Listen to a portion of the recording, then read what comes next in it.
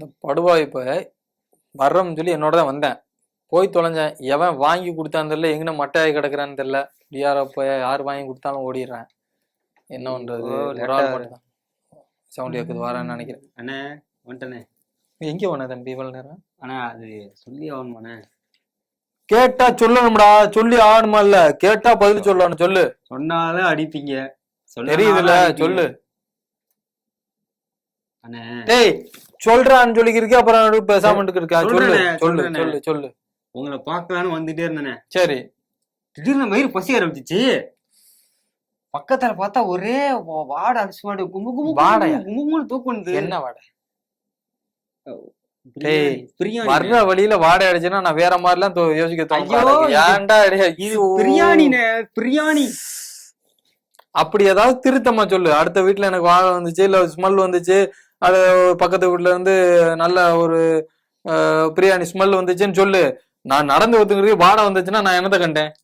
சரிண்ணா. இப்ப என்ன ஏன்டா டே என் வாய வர சும்மா இருக்கேன். விடுற ஆளப்பா, பெரிய அலை கொடுப்பாரு. சரிண்ணே விடுங்க விடுங்க, டென்ஷன் ஆகுதுங்க. தம்பி தானே போனே உக்காந்தேன். என்ன எழுதி பந்தியில உட்காந்து பந்தியில தெளிவா சொல்றா, ஒரு அரை குறையா சொல்லாதரா. ஒரு 2-3 பிளேட் வாங்கி உள்ள விட்டேன். பிளட்டா? பிளட் இல்லண்ணே, பிளேட். நான் உன்ட்ட படிச்சு படிச்சு சொல்லிருக்கேன்டா. படிச்சு படிச்சு சொல்லிருக்கேன். படிச்சு படிச்சு சொல்லிருக்கேனா இல்லையா? ஒண்ணு அதை தெளிஞ்சுக்கிட்டு அந்த பேச்சு என்ன. பிளேட் ஓகே, தட்டு. ஏன் தட்டுங்கிறது உங்களுக்கு வராதா? உங்களுக்கு தமிழ்ல கொஞ்சம் இங்கிலீஷ் தெரியல இல்ல, அதான் வரல. நாக்க புடிச்சுக்கிட்டு அருவாமனை வச்சு குறைன்னு அருவாமனை வச்சு அறு தெரிஞ்சிருவேனா? ஏன்னா அருவாமனை வச்சு அறுக்கிறதுக்கு தானே கதிர். கதிர் இல்லடா அது. ஐயோ எப்பா தமிழ தெரியல, என்ன பேசாராம். ஐயோ இந்த அடிச்சு அடியில துண்ண சோறெல்லாம் தெரிச்சிருச்சேன். மறுபடியும் கதிர் கிடையாது, கதிர். கதிர், நெற்கதிர். நெற்கதிர் அதுதான் வந்து அறுக்கிறது. கற்கருவா வச்சுதான் அறுக்கிறது. அருவாமனைய வச்சு இது அறுக்க முடியாது. என்ன பண்றது எனக்கு ஒன்னும் புரியலாப்பா. போட்டு எனக்குதான் கை வலிக்குது, டெய்லி அடிக்குது. சரிடா சொல்றா. இப்போ வந்து உங்களுக்கு கைதான் வலிக்குது. ஆமா, தலையில இருந்து காலில இருந்து எல்லாம் வலிக்கிற மாதிரி ஒரு கேக்குறேன் பாருங்க. கேளு. நான் கேட்க போறேன். நம்ம மைக் செட்டுக்காரனை பத்தி எடுத்து விடுங்க, அந்த சமாச்சாரத்தை கேட்போம். மைக் செட்டுக்காரன் அதுக்கு அப்பயே சொல்ல வேண்டியதுடா, நான் அங்க போனேன் இங்க போனேன்னு. மைக் செட்டுக்காரன் எப்பவுமே களத்துல இறங்கி அவரே வந்து பயங்கரமா பேசுவாப்ல. இன்னைக்கு ஒரு பெண் சிங்கத்தை, அதாவது பழியில இரு எங்க இறக்கிட்டு சொல்லாம நீ பாடு அங்கன்னு எடுக்கிருக்க. சிங்கம்னா பயமா இருக்கு இல்லையா? பெண் புலிடா. நான் வேற தப்பா பேசிட்டேன்டா. புலி, பெண் புலிகள். ஏன்னா அண்ணனுக்கு புலி நாத்தையும் பிடிக்கும், சிங்கம்னா பிடிக்கும். நம்ம 2 பேரும் தான் இருக்கோம். புலிங்கிற அங்க புலியா இருக்கானா? ஐயோ அண்ணன் அங்க இதுக்கு கோயம்புத்தூர்ல நம்ம அக்கா ஒருத்தர் இருக்காங்க, கலாமணி அப்படின்னு சொல்லிட்டு. சரிங்கண்ணா. அவங்கதான் இங்க வந்து அண்ணன் அங்கதான் பெண் புலிய நிப்பாட்டி வச்சிருக்காப்ல. பெண் புலி நல்ல மனுஷி, தங்கமான நல்ல டைப். பாஞ்சு பாஞ்சு ஓடிக்கிட்டு அதான் அக்கான்னு சொல்லிட்டு. அக்கா அக்கா அக்கா வந்து புலி மாறிடா, பாஞ்சு வேலை வைப்பாடா. கட்சி பணியில தீவிரமா இருப்பாங்க. மக்களுக்காக போராட்டத்துல இறங்கி இருக்காங்க. புரியுதா? மக்கள் போராட்டம் மாபெரும் போராட்டம். மக்கள் பணியே மகேசன் பணி. தெரிஞ்சுக்கிட்டு சொல்லு. எதா இருந்தாலும் வாயில என்ன வருதோ பேசக்கூடாது, கொண்டு விடுவேன். அப்ப வந்து அக்கா என்ன சொல்லி, அக்கா வந்து மக்கள்கிட்ட போய் நல்லா விசாரிச்சு நல்லா இருக்கீங்களா பண்ணி கேட்போம்ல. ஒரு இடத்துக்கு போனா கேட்பான். அக்கா வந்து புதுசா இறங்கியிருக்கா, நல்ல நல்ல படிச்சவங்க, பண்பாளர், நல்ல அறிவு நாலேஜ் உள்ளவங்க, நல்ல வந்தா செய்யறோம் மக்களுக்காக வேலை பார்க்கக்கூடியவங்க அக்கா. சரி அவங்கள விடு. அக்கா வந்த உடனே நம்ம பத்திரிகையார் எல்லாம் போய்க்கு மைக்க பிடிச்சு கேட்டோன்னே அக்கா வந்து கேட்டாலாம் வந்து நாக்க புடுங்குற மாதிரி கேட்டிருக்கா. நல்ல ஒவ்வொரு பதிலும் அவங்க சொன்ன ஒரு கேள்வியும் பதில்களும் வந்து அவ்வளவு நல்லா இருந்துச்சு. ஒரு ஆக்கப்பூர்வமா இருந்துச்சுன்னு வச்சுக்கவே.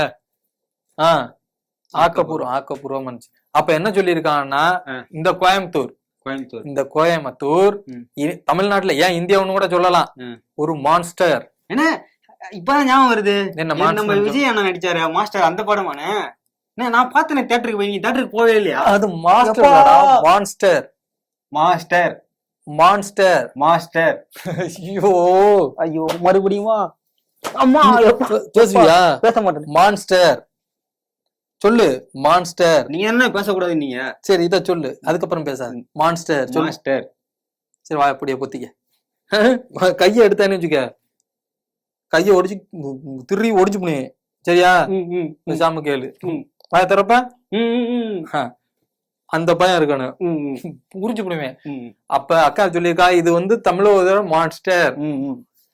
என்ன அது திறக்க மாட்டேன்ல. சரி விடு அப்படின்னு சொல்லியிருக்கா. சொல்லிட்டு அக்கா இதுக்கப்புறம் தான் ஆக்ரோஷமா பேசினது. என்ன பேசினான்னா, நாங்க இத்தனை வருஷம் வந்து செஞ்சான், இப்ப அந்த ஆளுங்கட்சிக்காரத்தான் அவங்கள போட்டு தாக்க முடியும். ஏன்னா ஒண்ணுமே பண்ணலன்னு அக்கா தெரியும்ல. கையேறா அடிக்க மாட்டேன், வாய பொத்திக்கிட்டு இருக்க சொல்லல.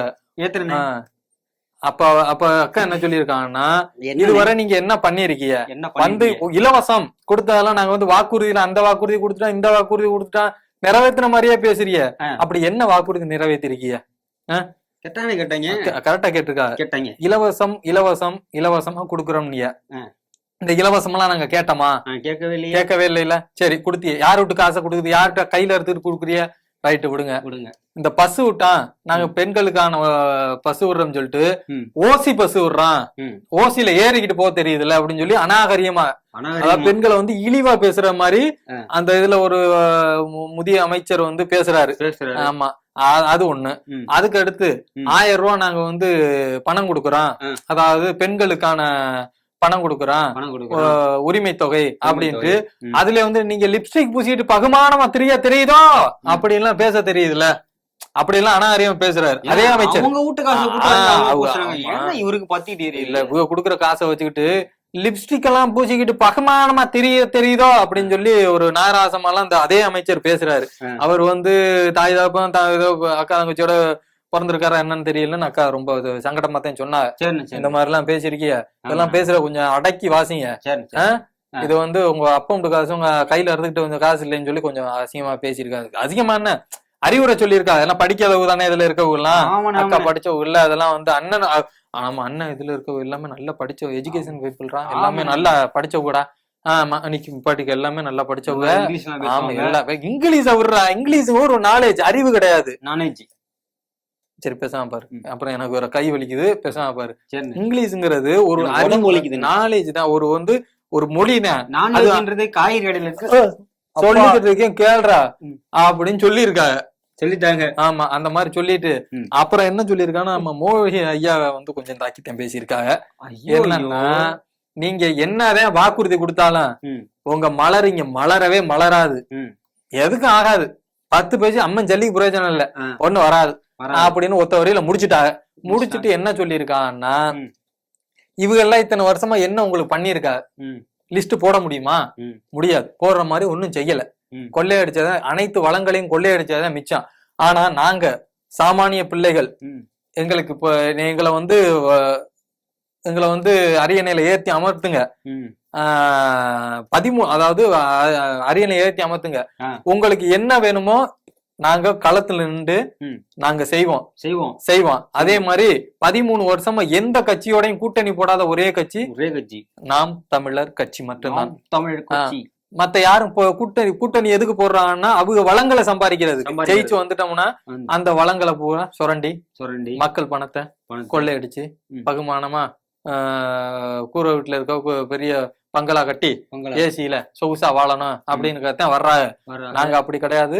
உங்களுக்கே தெரியும் நாங்க யாரோட வளர்ப்பு, நாங்க யாரோட பிள்ளைகள், நாங்க யாரோட அண்ணன் தங்கச்சின்னு உங்களுக்கு தெரியும்.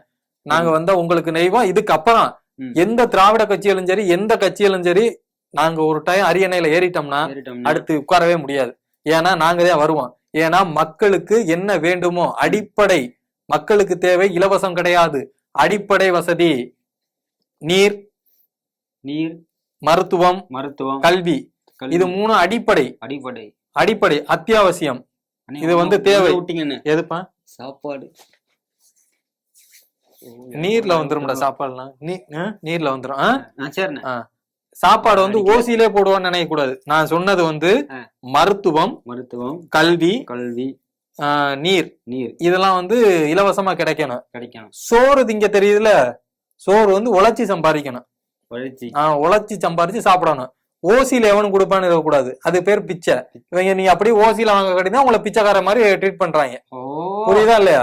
பகுமானமா போ தெரியுதோ, இலவசமா நொட்ட தெரியுதோ, லிப்ஸ்டிக் போட தெரியுதோ அப்படின்னு சொல்லி நீங்க இந்த மாதிரி கை நீட்டி எங்களுக்கு இதை கொடுங்க அதை கொடுங்க நீ கேட்டு வாங்க. அதாவது உங்களுக்கு 10 ரூபா கொடுத்தாலும் கை நீட்டி இழிச்சுக்கிட்டு வாங்குறியல்ல, அவன் இழிக்கிற மாதிரி அப்புறம் உங்களை கேட்கத்தான் செய்வா. அப்ப நீ கேட்டா இப்ப கேட்டா பாத்தியா, நான் எங்கேயும் போக மாட்டேன், சோறு நான் இங்க சாப்பிட மாட்டேன். சாப்பாடுன்னா நீ உழைச்சி சாப்பிடு. உழைக்கிறேன், சம்பாதிக்கிறேன், சாப்பிடுறேன், சாப்பிடு. யாரும் கேட்க போறது இல்ல.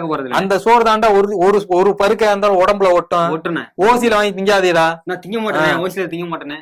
கோயில்ல போய் இப்போ நல்ல 4 இடத்துல அன்னதானங்கிறது வேற. ஒருத்தன் நீ நாள் பூரா ஒருத்தன் வாங்கி கொடுப்பான் பின்னாடி தெரிஞ்சான்னு வச்சுக்க, அது தப்பு. அந்த மாதிரி அக்கா சொல்லியிருக்காங்க. அடிப்படையை கொடுங்க. இலவசம் நாங்க கேட்கல. இலவசம் நாங்க என்ன, நீங்க இலவசம் என்ன கொடுக்குறிய? இந்த பொங்கலுக்கு கரும்பு சக்கரை அது இது கொடுக்குறிய, அது 100 ரூபாய்க்கு எங்களுக்கு வாங்க தெரியாதா? நீங்க அது மட்டும் தானே இலவசம் சொல்லி, அதுவும் மஞ்சள் பைய போட்டு உங்க பேரு போட்ட எழுத்துல உங்க ஓட்டு. தமிழ்நாடு அரசுன்னு 4 சிம்பிள் இருக்கு, அதை போட்டு கொடுத்தாலும் பரவாயில்ல. இது வேற கொடுக்குறாங்க, என்னமோ கையில அறுத்துக்கிட்டு கொடுக்குற மாதிரியே போடுறிய விளம்பரம். நாங்கள் இதுவரை என்னமோ பண்ணிருக்கோம் இந்த கொரோனா காலத்துல எல்லாம். ஏதாவது பேர் வந்திருக்கா அப்படின்னு சொல்லி உங்க நம்ம அக்கா ரொம்ப ஆக்ரோஷமா பேசியிருக்காங்க. அது என்ன பேசியிருக்கான்னு வந்து பாடா அக்கா பேசினாலாம் நல்லா இருந்துச்சா கேக்குறேன். அவன் யாரு? தனியார் முதலாளி. ரோட்டை கூறு போட்டு வித்த, நாட்டையும் கூறு போட்டு வித்துட்ட. எல்லாமே தனியார் மயம் என்றால் இந்த தேர்தல் எதுக்கு? தனியாற்றை கொடுத்துட்டு போக வேண்டியதானே? எல்லா நிர்வாகமும் தனியார் சிறப்பா செய்வார். போக்குவரத்து சிறப்பா நடத்துவார். விண்ணூர்தி வானூர்தி போக்குவரத்து சிறப்பா தனியார் நடத்துவார். அப்ப ஆட்சியும் தனியார் கொடுத்து போக வேண்டியது. நீ எதுக்கு வச்சுக்கிட்டு இருக்க? நீ உனக்கு எதுக்கு? ஏன விட்டு போ. எப்படிப்பட்ட ஆட்சி முறை இருக்குன்னு இதுக்கு பேரு ஜனநாயகம், இது மக்களாட்சி, இது ஒரு குடியரசு, இது சுதந்திர நாடு. வளரும். யார் வளருது? வளர்ச்சினா யாருடைய வளர்ச்சி? தனிப்பெரும் முதலாளிகளின் வளர்ச்சி. தனிப்பெரும் முதலாளிகளின் வளர்ச்சியை ஒட்டுமொத்த நாட்டின் வளர்ச்சி, நாட்டு மக்களின் வளர்ச்சி என்று கட்டமைப்பது எவ்வளவு பெரிய ஏமாற்று, எவ்வளவு பெரிய ஏமாற்று. கொரோனா நேரத்திலே மாண்புமிக்க நிதியமைச்சர் அம்மா நிர்மலா சீதாராமன் அவர்கள் 80 கோடி ஏழைகளுக்கு நாங்கள் 5 கிலோ அரிசியும் 2 கிலோ பருப்பும் கொடுத்தோம்ன்றாங்க. 80 கோடி ஏழை. அரசே சொல்லுது. உலகத்தில் மிகப்பெரிய பணக்காரர்கள் அதானி அம்பானி 2 இருக்கான். பணக்காரன் இருக்கான், பரதேசி இருக்கான், பஞ்ச பராரியும் இருக்கான். எதை நோக்கி போகுது இந்த நாடு? வளர்ச்சி. யாருடைய வளர்ச்சி? ஒரு நொடி நீ வச்சு பார்த்தியா? 130 கோடி பேருக்கு செல்போன் கொடுக்க வேலை வச்சிருக்கான், திட்டம் வச்சிருக்கான். செல்போன் டிரான்சாக்சனுக்கு வா, கேஷ்லெஸ் எக்கனாமிக்கு வா, பணமில்லா பரிவர்த்தனைக்கு வா, செல்போன் கொடுக்க திட்டம் வச்சிருக்கான். 150 கோடி மக்களுக்கு கார் கொடுக்க திட்டம் வச்சிருக்கான். ஆனா நீரும் சோறும் கொடுக்க ஒரு திட்டமாக சொல்லியிருக்கான். அப்ப யோசிச்சு பாரு, என்ன தாண்டா பண்ணுவான் அப்படின்னு. உனக்கு தெரியுமா? இந்த மாசம் முடிஞ்ச உடனே இப்ப இந்த தேர்தல் வரைக்கும் தண்ணி சரியா கொடுப்பாங்க. ஏன்னா ஓட்டு பம்பர கண்ணாலே பச்சை குத்த வந்தாலே. என்னடா இது சாட்டை ஓட்ட இருக்கு, பம்பரத்தை காணும், எங்க போட்டோம்? இதுதானே வச்சிருந்தோம். சரி ஒண்ணு பண்ணுவோம், நம்ம அண்ணன் வீட்டுக்கு நேரா போய் அண்ணனை பார்த்து பம்பரை இருந்தா வாங்கி சுத்தி அட்டிச்சு சும்மா சுழட்டி விட்டு விளாண்டு கையில ஏத்தி விட்டு விளாடுவோம். அண்ணா உங்களை பத்தான் பேசி நீங்களே வந்துட்டீங்க.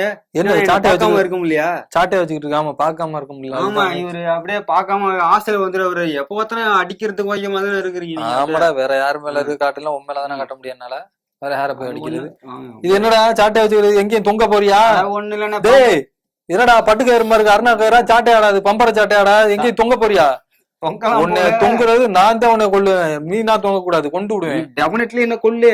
அது கையில சாவறதுக்கு எனக்கு எவ்வளவு புண்ணியம். என்னடா பண்றீங்க?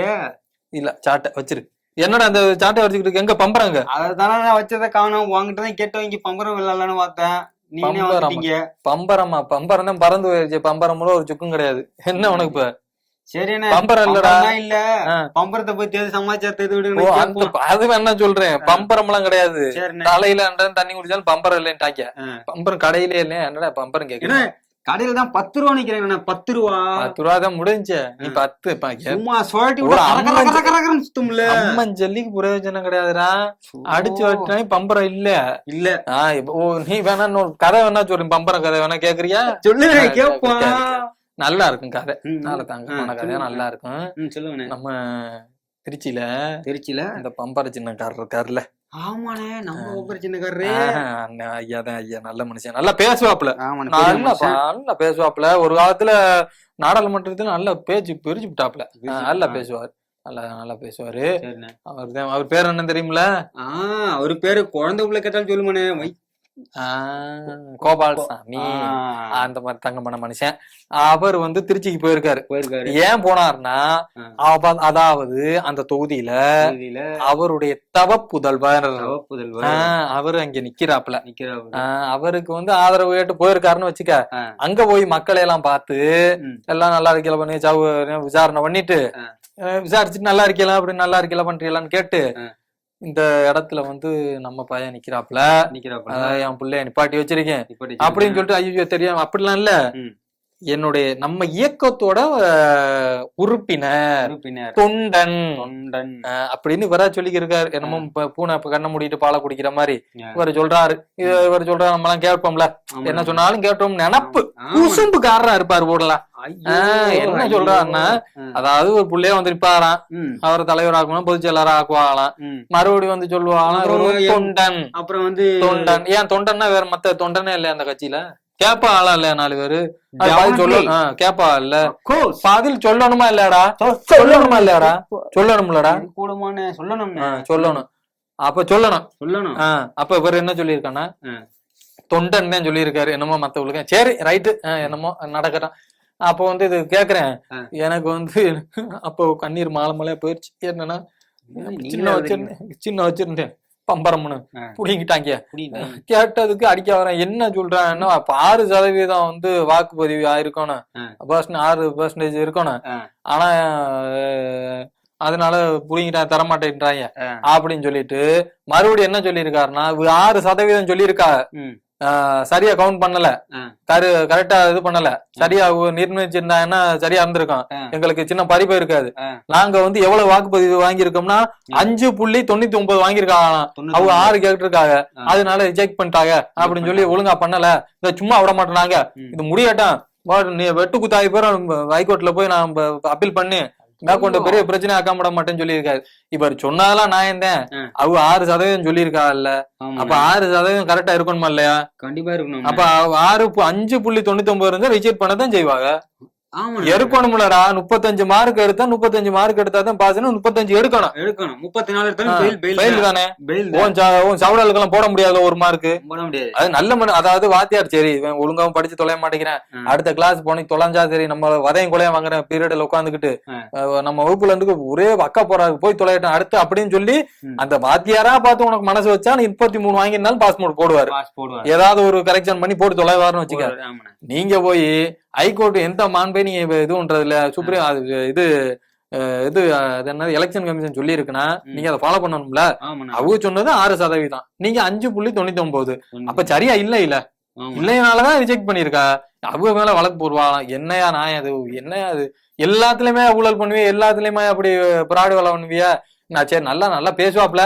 அப்படி எல்லாம் பேசிட்டு என்ன சொல்லியிருக்காப்லன்னா, நம்ம இப்ப நடக்க போற தேர்தல் இருக்குல்ல, நடக்க போறதுல இது வந்து ஜனநாயகத்துக்கும் சர்வாதிகாரத்துக்கும் நடக்கக்கூடிய தேர்தல் அப்படின்னு சொல்லியிருக்கா. அப்படின்னா இவர் நம்ம ஆளுங்கட்சிக்காரர் இருக்கார்ல, அந்த கூட்டணியில நிக்கிறேன் ஆமா அப்படின்னு சொல்லிட்டு அவர் வந்து என்னன்னா, இவர் வந்து இந்தியாவை காக்குறதுக்காக அப்படியே போர் வீரனா நிக்கிறாராம். ஆமா, எல்கையில ஐயனார் மாதிரி வெட்டுக்கத்தியோட நிக்கிறாராம். இத வந்து இவர் வந்து ஜனநாயகவாதியா இவங்களா சொல்லிக்கிட்டு இருக்காங்க. இவங்க ஜனநாயகவாதியா. நம்ம தாடிக்கார் இருக்காருல்ல மேல, அவர் வந்து சர்வாதிகாரியா. அதாவது இவர் வந்து நேர்ல கேப்பாராம் போய் சட்டையை பிடிச்சு, யார பிரதமரை யாரு கேப்பான், சொல்றா வாய தோணுது பேசுறா, பம்பர சின்னக்காரர் போய் சட்டையை பிடிச்சு கேப்பாரா, யோ நீ என்ன பெரிய ராஜதந்திரியா, நீ பெரிய சவுடாலா, கொஞ்சம் சட்டம் பேசுறியா அப்படி இப்படின்னு கொஞ்சம் நாராஜமா பேசி கொஞ்சம் அருவாதி எல்லாம் இங்க வச்சுக்கிறாரு, செட்டையை ஒடிச்சு போடுவேன். பிரதமரடா இந்திய ஒரு பாரத பிரதமரை அவ்வளவு பெரிய ஆளா கொஞ்சம் சவுடாலாம் இங்க வச்சுக்கிற, செட்டையை ஒடிச்சு போடுவேன், இந்த செட்டை ஒரு வேலை எல்லாம் இங்க வச்சுக்க கூடாது அப்படின்னு சொல்லி சட்டையை பிடிச்சி கேப்ப எல்லாம் சொல்லியிருக்காரு. அதெல்லாம் இருந்துட்டு போகுது. அதுக்கப்புறம் அண்ணன் எப்படி கேட்டாருன்னா, நம்ம ஐயா வந்து எனக்கு பம்பர் சின்னது கொடுக்கல, எனக்கு வந்து தீப்பெட்டியத்தான் கொடுத்துருக்காங்க, ஆமா தீப்பெட்டியை பத்த வைக்கணும், அதனால நீங்க தான் வந்து நல்லா எழுத்து விளக்கு பத்த வைக்கிற மாதிரி விளைச்சு பிரகாசமா எரிய வைக்கணும், அதனால எல்லார் வீட்டுக்கும் ஒரு தீப்பெட்டி கொடுத்து விட்டுறேன் அப்படின்னு சொல்லிட்டு 19ஆம் தேதி என்ன பண்றீங்கன்னா அதிகாலை எல்இடி லைட் போட்டுட்டு இருக்கேன், இவர் இப்ப தீப்பெட்டி தரங்கிறாரு. அதெல்லாம் நீ அப்படி தீப்பெட்டியும் குறை சொல்லக்கூடாது. சரிண்ணே, நீ என்னதான் சீரியஸ் செட்டு வந்தாலும் கரண்ட் இல்லைன்னா என்ன பண்ணுவேன், டப்புன்னு வத்தி எடுத்து கொளுத்தி தீப்பெட்டி வந்து கேவலமா பேசின பேசலாமா? பேசலாமா? பேசக்கூடாதுண்ணே. பேசலாமா? பேசக்கூடாது. ஒரு மனிதன் பிறந்த உடனே பிறப்புக்கும் தீப்பெட்டி உதவுது, இறப்புக்கும் தீப்பெட்டி உதவுது. ஆமாண்ணே, ஓகேவா? உதவுதா இல்லையா? அப்ப நீ அதை பேசலாமா? தப்பா? பேசக்கூடாதுன்னு. பேசலாமா? பேசக்கூடாதுன்னு. சரி, ஒரு கோயில்ல போய் விளக்கு பத்தம், ஒரு வீட்டுல விளக்கு பத்தம் வைக்கணும் அப்படின்னா சரி, லண்டியனை வச்சு நீ பட்டிடுற, வீட்டுல ஒரு கோயில்ல ஒரு சாமியாரையில வச்சு விளக்கு பத்த வைக்கணும் என்ன உனக்கு? விளக்கு பத்த வைக்கனா சொல்லு, தீப்பெட்டி பேசலாமா? நானும் ஸ்டைல லைட்டர்ல பத்த போனேன். ஐயோ வாயை விட்டு மாட்டிக்கிட்டோமோ. பேசலாமா? ஒருத்தன் இறந்து போயிட்டான்னா அவங்கள போய் நல்லடக்கம் பண்ணையில பிரேதத்தை எரிக்கணும்னாலும் தீப்பெட்டி உதவுதுல. ஒரு விளக்கு பத்த வச்சு வீட்டுக்கு விளக்கேத்த ஒரு பொண்ணு வருதுன்னா கல்யாணம் பண்ணி வீட்டுக்குள்ள போயில லைட்டரை கொடுத்து பத்த வைக்க சொல்லுவியா? சொல்லுவியா? சோற வாய்வழி தானே திம்ப. ஆமாண்ணே, அப்ப பேசலாமா? கொண்டு போடுவேன். சரியா? அது மரியாதையா பேசணும். இதெல்லாம் சொல்லியிருக்காங்கன்னா அவங்களுக்கு தீப்பெட்டி கொடுத்து இது பண்ணிரு. காலையில அதிகாலையில, அதாவது என்ன சொல்லியிருக்காருன்னா 19ஆம் தேதி காலையில அதிகாலையில நீங்க நல்ல குளிச்சு மொழி நல்ல புத்துணர்ச்சியோட அன்னைக்கு நீங்க பத்த வைக்க போற விளக்கு பிரகாசம் எரிஞ்சு இந்த திருச்சி மாநகரத்தையே அப்படியே பிரைட் ஆக்கணும், இருட்டுக்குள்ள இருக்கத விளக்கேத்தி ஒளிமயமாக்கணும், அதுக்கு நீங்க தீப்பெட்டி சின்னத்திற்கு வாக்களிக்கணும் அப்படின்னு சொல்லி இருக்காரு. அப்படி என்னதான் சொல்லி இருக்காருன்னு நாமளும் போய் பாத்துட்டு ஐயா நல்லா இருக்காரா, பண்ணிருக்காரா, உடம்பு எப்படி இருக்கு, உடம்பு செல்லாம வந்திருக்காரு, நல்லா விசாரிச்சுட்டு கூட்டம் தான் இங்கே கேட்டிருக்கக்கூடிய இந்த கூட்டம் தான் தமிழ்நாடு போராவிலும் இன்றைக்கு பரவி நிற்கிறது. இந்த தேர்தலில் ஜனநாயகமா சர்வாதிகாரமா என்ற கேள்விதான் நம் முன்னால் இருக்கிறது. நரேந்திர மோடி ஒரு சர்வாதிகாரியை போலத்தான் இப்பொழுது பேசுகிறார். அவர் பேச்சில் பண்பாடு இல்லை, அவரது பேச்சிலே நாகரீகம் இல்லை. 120 கோடி மக்கள் வாழ்கிற இந்த உபகண்டத்தினுடைய பிரதமர் என்ற எண்ணமும் இல்லை. இருக்க அது வந்து போகும். நீங்க கொஞ்சம் பேசாம இருக்கீங்களா? அப்போ வண்டி ஒழுங்கா போகும். ஆயிரக்கணக்கிலே இந்த வேளையில் ஒரு மேடை இல்லாமல் திரண்டிருக்கக்கூடிய உங்களை பார்க்கிற போது நீங்கள் இந்த தீப்பெட்டி சின்னத்தை வெற்றி பெற வைப்பீர்கள் என்ற நம்பிக்கையோடு இன்றைக்கு இந்த நிகழ்ச்சியிலே கலந்து கொண்டிருக்கின்ற மறுமலர்ச்சி திராவிட முன்னேற்ற கழகத்தின் அவை தலைவர் ஆறுயிர் சகோதரர் ஆடிட்டர் அர்ஜுனராஜ் அவர்களே, துணை பொதுநிலையினுடைய செயலாளர் நம்முடைய வாரணவாசி ராஜேந்திரன் அவர்களே, திருச்சி மாநகர் கிழக்கு செயலாளர் மதிவாணன் அவர்களே, மாநகர் மாவட்டப்பட்டி சின்னத்திலே இருக்கக்கூடிய என்னுடைய மகன் என்று சொல்வதை விட இந்த இயக்கத்தினுடைய தொண்டன் துரை வைகோ அவர்களை நீங்கள் வெற்றி பெற வைக்க வேண்டும் என்று நான் கேட்டுக்கொள்கிறேன். சில பேர் கேட்கலாம், நீங்கள் ஏன் தீப்பெட்டி சின்னத்தை தேர்ந்தெடுத்தீர்கள் என்று. நாங்கள் வழக்கு போட்டோம், ஹைகோர்ட் வழக்கு போட்டோம். நாங்கள் ஏற்கனவே பம்பரம் சின்னத்திலே நின்று இருமுறை ஜெயித்திருக்கிறோம் என்று. அப்படி இருந்தும் கூட அவர்கள் 6% கீழே தான் இருக்கிறது. அதனால் தான் உங்களுக்கு 5% என்று சொன்னோம். 5.99 இது நமக்கு கிடைத்த வாக்குகள். இதை சரியாக கணக்கிட்டிருந்தால் நம்முடைய அங்கீகாரம் பறிபோயிருக்காது. இதை விடப்போவது இந்த தேர்தலுக்கு பின்னரும் நீதிமன்றத்திலே போய் போராடுவோம். ஆனால் அப்படிப்பட்ட சூழலில் நம்முடைய தளபதி ஸ்டாலின் அவர்களிடத்திலே நிலைமையை எடுத்து சொல்லி அப்படி சின்னத்திலே நிற்க வேண்டும் என்றால் அவர்கள் வழக்கு போட்டால் இவர் முதலில் திராவிட முன்னேற்ற கழகத்திலே இருந்து ராஜினாமா செய்து விட்டு அதற்கு பிறகு மறுமலர்ச்சி திமுகவிலே புதிதாக ஒரு உறுப்பினராக சேர்ந்து அதற்கு பிறகு அவர்கள் சின்னத்துக்கு கேட்டால் அதை பரிசீலிக்கலாம். இது மிகவும் கேலி கூத்தாகிவிடும் என்ற நிலையில் நன்கு ஆலோசித்து எல்லோரிடமும் அதற்கு பிறகு உதயசூரியன் சின்னம் பின்னாலே வரும், இவரே நிற்க வேண்டிய நிலைமை வரும். இந்த தடவை எந்த சின்னத்தை தேர்ந்தெடுக்கிறீர்கள் என்கிற போது பலருடைய யோசனையின் பேரிலே தாய்மார்கள் வீட்டிலே விளக்கேற்றி வைக்க வேண்டுமானால் என்ன வேண்டும்? தீப்பெட்டி வேண்டும். தாய்மார்கள் வீட்டிலே சரி தம்பி சொல்லுங்கண்ணே. நமக்கு டைம் ஆச்சு, மணி எத்தனை டைம் ஆயிடுச்சு. வேலை பால் பாக்கெட் வேற வாங்கணும், வீட்டுல தேடுவாங்க. போயிட்டு நான் நாளைக்கு வரேன். அதுக்கு முன்னாடி இன்னும் ஒரு இப்பதாண்டா ஒரு தாக்கம் வருது நமக்கு. இந்த ஊரு வம்புனாத்தான் வந்துருமே எப்படியா இருந்தாலும். அடுத்த வீட்டுல என்ன நடக்குது, அடுத்த வீட்டுல என்ன குழம்பு வச்சிருக்காங்க, என்ன ஆனச்சட்டி பூனைச்சட்டில என்ன உருட்டுறாங்க, அடுத்த வீட்டுல என்ன நடக்குதுங்கிறான் நமக்கு வேலை. டக்குன்னு அது வந்துருது, எப்படி வருதுன்னு தெரியல, நமக்கு வந்துருது. ஆமா சரி. இப்ப இந்த ஆரணி பக்கத்துல மயிலங்கிற ஊர்ல மஸ்தான் ஒருத்தர் இருக்காப்ல, அமைச்சர்னு சொல்லிட்டு செஞ்சி பக்கம் உள்ள இந்த ஒரு தாத்தா சொட்டையா இருப்பாரு. எல்லாம் இருந்தாலும் அப்படிலாம் பேசாத, வயசானவு ஒரு வாயவரு. நாளைக்கு பிரியாணி வேற போடுவாரு. நாளைக்கு இதுடா ரம்ஜான்றா நாளைக்கு. ஆமா பிரியாணி வேணுமா வேணாமா அவர்கிட்ட வாங்கி தரேன்னு சொல்லி. நீ நேரத்தையும் கறி நேரத்தையும் தெரியுறேன், நாக்கு 1.5 முழத்துல தொங்க போட்டுக்கிட்டு பிரியாணி சாப்பிட்டு ஒரு மாதிரி ஆயிடுச்சு. நான் 2 நாளைக்கு பிரியாணி சாப்பிட முடிவு போட்டேன்.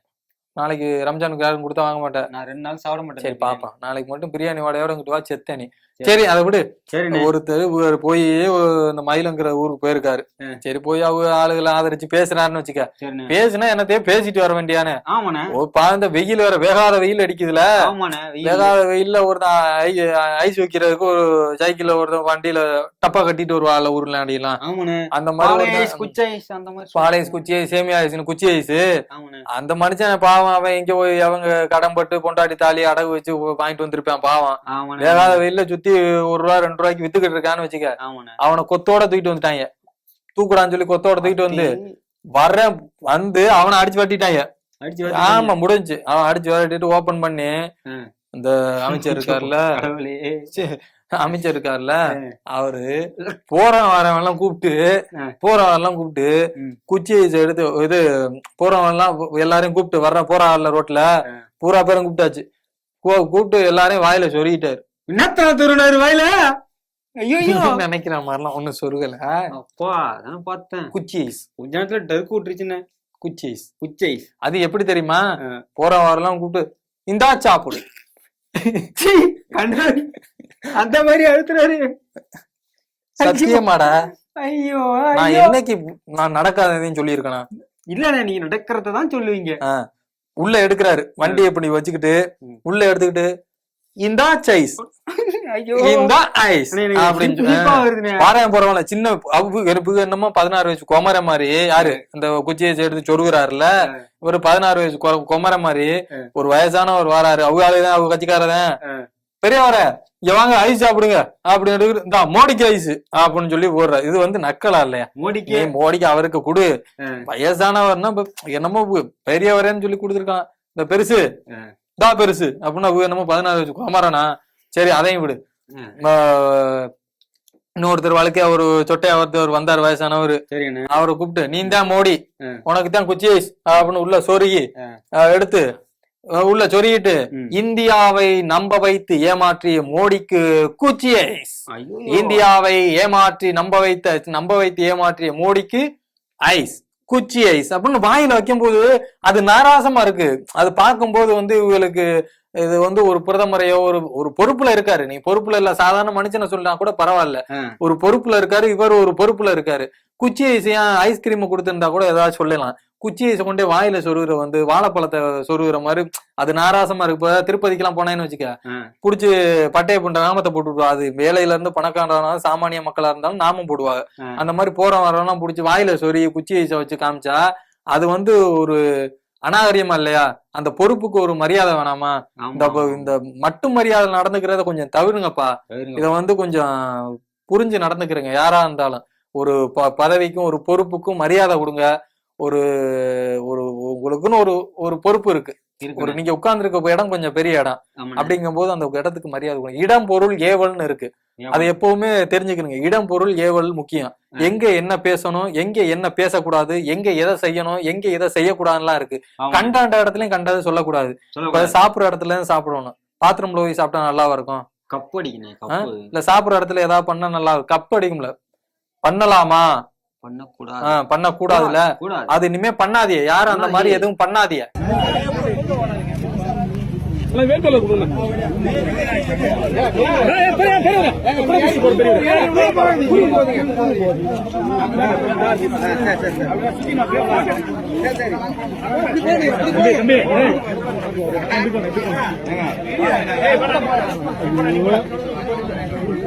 கொஞ்சம் கையை கீழே வச்சு, கையை உங்க கை சிவா நீங்க தான்.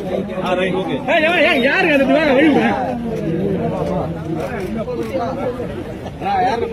சார் இதுக்காக வரீங்களா?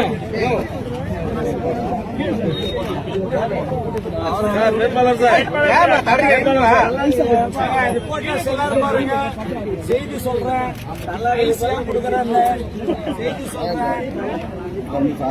சொல்லுங்க சார்.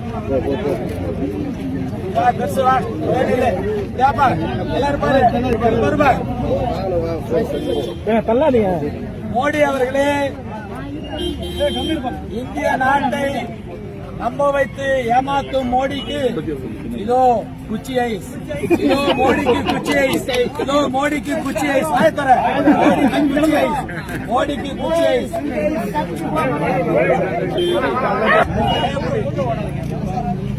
வேட்பாளர் கொஞ்சம்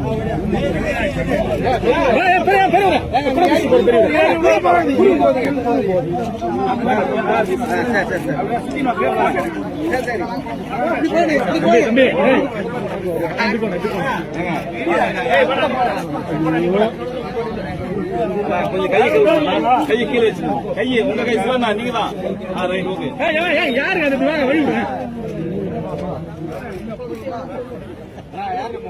சார் இதுக்காக வரீங்களா?